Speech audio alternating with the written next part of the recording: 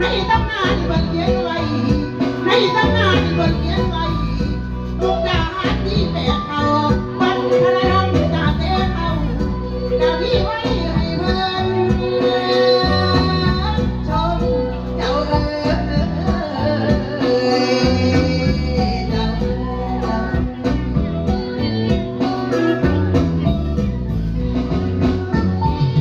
เชิญเลยขอเชิญบัวและดอกอมชมตลาดอินโดจีนสินค้าดีดังมีหลายมากมายหลายรสใครสนใจให้ไปซื้อ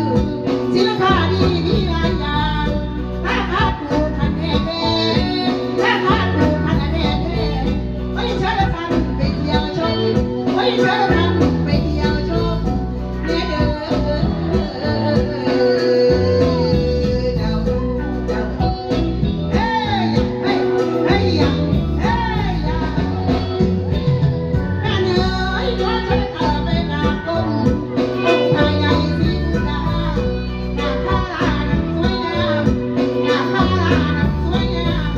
อยู่บนภูมาดูตัง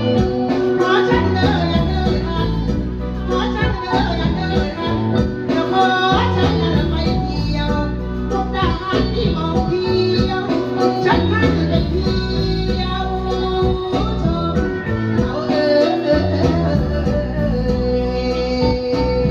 ดาอาควรบ่พี่น้องควรบ่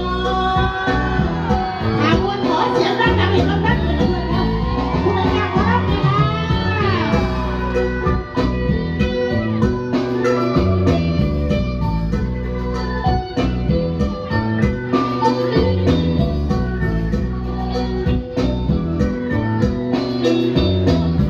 ตอนนี้ท่านรอยสาวดาววันใจ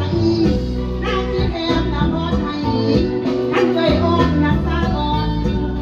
พี่สาวบอกให้เอ้ย เพื่อนก็คือกันเจ้ามาบ่น้อยเพื่อน20 บาทเป็นรางวัลท่านว่าตาดังดูเด้อท่านกำนันก็คือกันอบตก็คือกันลูกบ้านนั่นผู้คนมาทำบุญนะมื้อนี้มาทำบุญนะมื้อนี้ให้มีแต่ความสุขอันตรายนะให้ลูกอย่าสู่มีมาใด ทั้งรักดีทั้งไม่ได้สงกันดีดีนะโอ้แม่ทุกวันมาเลยขอให้ท่านลัคกี้โชคถึงรางวัลลัคกี้หนึ่งวันที่16เมษายนนี้ขอให้ท่านลัคกี้โชคถึงรางวัลลัคกี้หนึ่งให้คนสาระตึงตึง จะร้อยร้อยแบบกูเขาเดินไปมันเดินเจ้าเอ้ยเจ้าเอ้ยสาธุผู้ใดมาฟังหมอลำตัวนี้มาฟังหมอลำขวัญใจตัวนี้มาฟังหมอลำบุญหลวงตัวนี้มาฟังหมอลำสีก้อนตัวนี้วันที่16